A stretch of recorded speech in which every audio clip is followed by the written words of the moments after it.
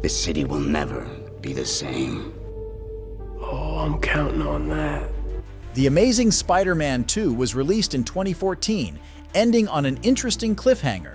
But any plans for any sequel were crushed when Sony and Marvel Studios inked a deal to reboot Spider-Man with Tom Holland and introduce the character into the Marvel Cinematic Universe. On the ruse!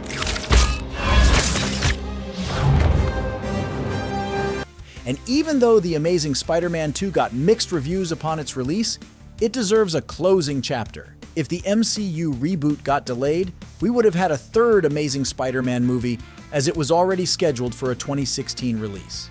Today at ScreenRant, we focus on this canceled project and why it should have been released. The Amazing Spider-Man 3 needed to happen for that Sinister Six tease in the end. The second movie had already teamed up Harry Osborn's Green Goblin with Electro. And as the final tease suggested, there were plans to unite many more classic Spider-Man villains just like in the comics. This would have led to a team-up between Vulture, Dr. Octopus, Mysterio, Electro, Sandman, and Kraven the Hunter. The comics and animated TV shows have already had some thrilling face-offs between Spider-Man and this villain supergroup. Sadly, no live-action Spider-Man has managed to do the same yet. The Amazing Spider-Man 3 could have changed that if it had been released.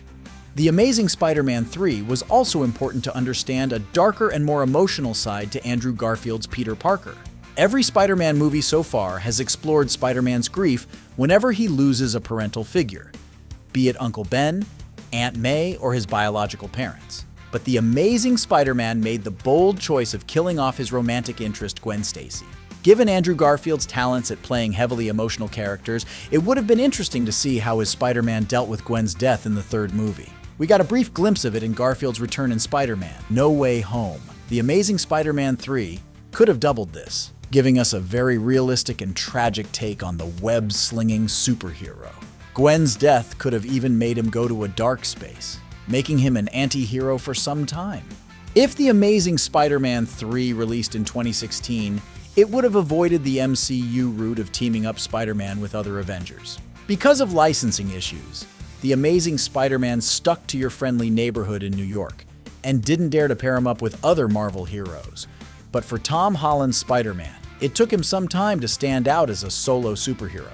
From being introduced in an ensemble movie like Civil War to appearing with Iron Man and Doctor Strange, the MCU Spider-Man hasn't been able to get a character-driven storyline like the Amazing Spider-Man movies. A third Amazing Spider-Man movie would be more focused on Peter Parker than a multiverse. We at ScreenRant have our admiration for the original Spider-Man movies and the MCU reboot, but the Amazing Spider-Man franchise still deserved one more shot at concluding its story.